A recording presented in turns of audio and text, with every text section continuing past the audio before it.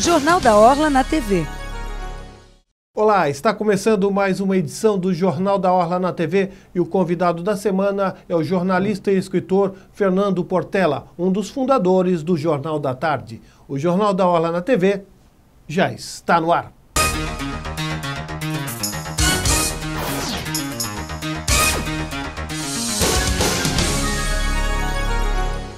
Estamos de volta com o Jornal da Orla na TV e o convidado da semana é o jornalista e escritor Fernando Portela, que lançou recentemente em Santos o livro O Homem Dentro de um Cão. Olá, Fernando, um grande prazer recebê-lo. Prazer é muito meu de estar em Santos e de estar com o meu livro aqui. Bem, gostaria que você falasse um pouquinho sobre esse livro. O Homem Dentro de um Cão é o segundo livro de uma trilogia de contos. Houve uma época no começo dos anos 2001, 2002, eu comecei a escrever sem parar. Assim, chegava em casa, do trabalho, escrever. Fim de semana, escrevia.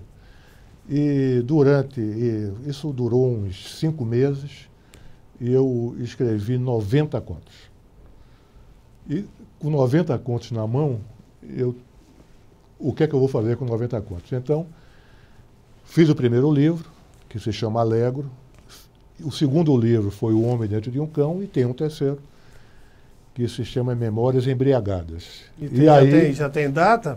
Não, o Memórias também já tá na praça.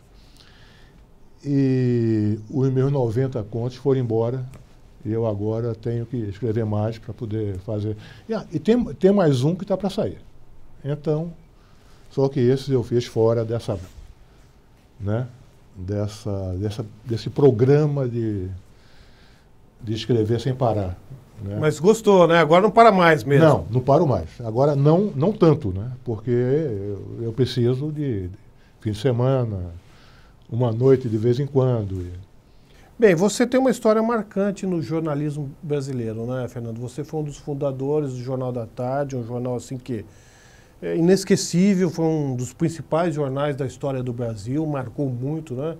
Lamentamos profundamente que tenha terminado, mas ficou assim na memória e vai ficar marcado na história do jornalismo brasileiro. Como é que foi essa experiência do Jornal da Tarde na sua vida? Olha, o Jornal da Tarde, eu até acho que o Jornal da Tarde teve toda essa importância, em parte porque a redação era muito diferente. Nós não tínhamos uma mesma formação. Até porque, na época, as faculdades de jornalismo ainda estavam começando. Então, por exemplo, eu não era jornalista. Eu era redator de publicidade. E tinha, claro, eu sempre escrevi ficção. E depois de escrever ficção, você chega e diz, bem, o que você vai fazer na vida? Né? Porque ficção não é uma profissão exatamente. E eu fui fazer publicidade, era redator, e quando eu vim para São Paulo, eu conheci uma pessoa muito importante na minha vida profissional, chamada Sérgio de Souza, que já faleceu, e ele era o secretário da revista Realidade, que é um outro marco, né? Sem dúvida, do jornalismo brasileiro. E Sérgio me indicou para o Jornal da Tarde. Então eu cheguei no Jornal da Tarde e o Murilo Felisberto, secretário de redação, disse, você já fez jornal? Eu disse, já, mas não era verdade. Eu queria era entrar lá. Queria uma oportunidade. Uma oportunidade. Aí ele disse, então você vai fazer uma entrevista era um coronel que era o chefe dos foguetes brasileiros, que tinha os planos de mandar foguete brasileiro para o espaço. E eu fui, fiz a matéria, eu voltei com o trabalho, o Murilo olhou e me chamou de volta, disse, como é possível você não ter nenhum vício de jornalista? E eu realmente não tinha vício nenhum, porque nunca tinha feito jornal. E isso foi valorizado, para você ver, a diferença do Jornal da Tarde. Uma pessoa que não fazia texto de jornal, eu fui contratado imediatamente, porque não tinha vício. E aí, fiz uma carreira no jornal, né, no Jornal da Tarde, E eu tenho um orgulho muito grande porque eu fiz a última página do número 1, que era uma matéria de cidade, que era uma das especialidades do Jornal da Tarde. Fernando, também não contribuiu o período, aquele período da história do Brasil em que todos nós lutávamos contra a ditadura militar, e o Jornal da Tarde teve uma importância bastante grande em expressar esse sentimento de luta.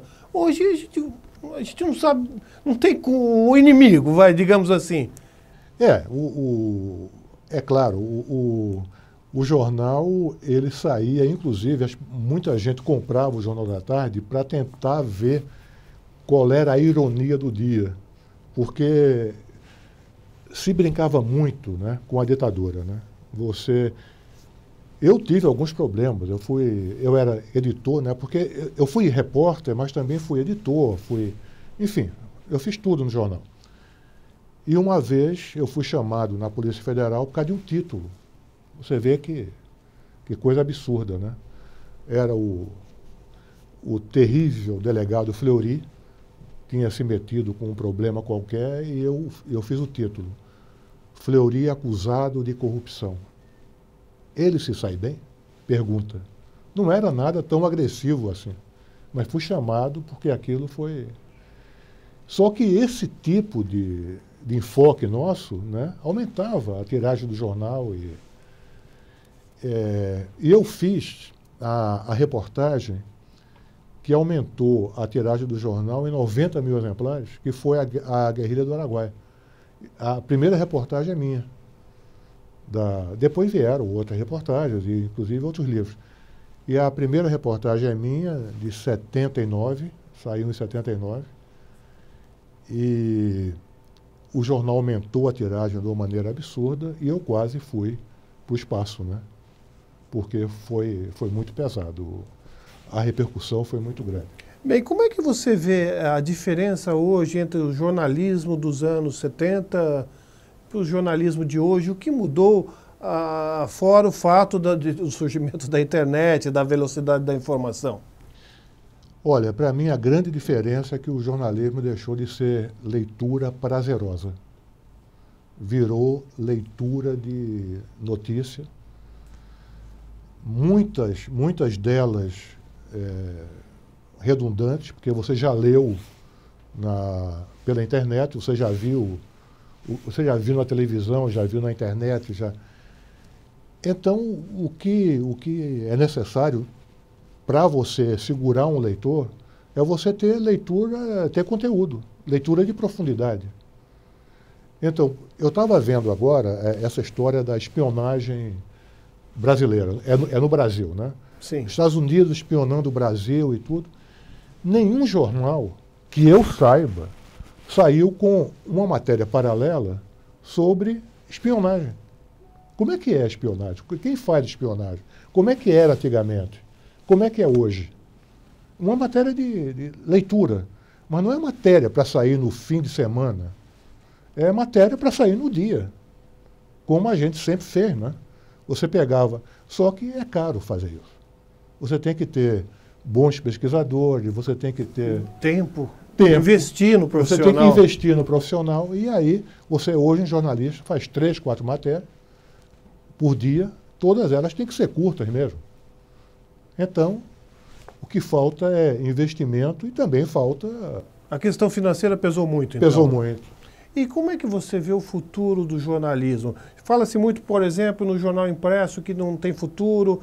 Você acredita na extinção do jornal impresso? Ou você acha que isso demora muito tempo, não vai acontecer?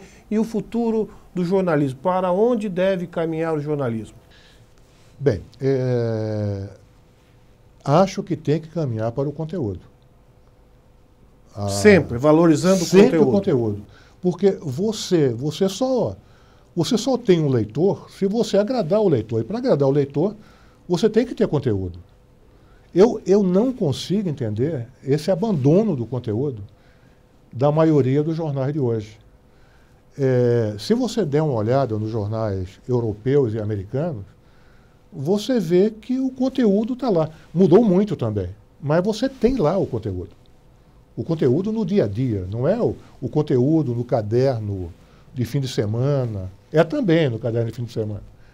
Mas no dia a dia, você tem que ter uma abordagem diferente do que a internet tem, do que a televisão tem. E aí o conteúdo seria o grande diferencial do Seria jornal o grande impresso, diferencial. das revistas, para o que se vê na internet e no rádio e na televisão. O conteúdo e a segmentação também. Então, eu imagino que no futuro você vai ter mais uma publicação assim, voltada para esporte, voltada para economia e política, e, enfim, algo que agrade mais uma determinada faixa da população. Né? Isso com mais força. E não só cadernos, assim, algo mais profundo. Para a leitura, porque o prazer de ler não é o prazer de ler no computador. É também no computador, mas você não vai ler um livro, você não vai ler Guerra e Paz no computador. É impossível. E o livro, o jornal, você pode ler no ônibus, no metrô, Claro. onde quer que seja, né? Aí vão dizer para você, mas tem o tablet. Mas não é a mesma coisa. Não é a mesma coisa. Bem, e você, pessoalmente, quais seus planos além do próximo livro? Olha, hoje em dia eu escrevo ficção, que eu não vou parar de escrever, né? Eu comecei com 13 anos, até hoje estou fazendo. Eu edito livros, né? Um trabalho que eu faço normalmente. Eu tenho um editor e edito os livros. E eu comecei a fazer agora roteiro de cinema, que é algo assim, extremamente prazeroso. Ok, Fernando, foi um grande prazer tê-lo recebido. Parabéns pelo livro e parabéns obrigado. Principalmente pela sua trajetória, pela sua história de vida que engrandece o jornalismo nacional. Muito obrigado. Nós ficamos por aqui, mas o Jornal da Orla na TV continua na internet. A seguir, em foco, o Jornal da Orla com Flávio Rigg. Uma excelente semana a todos.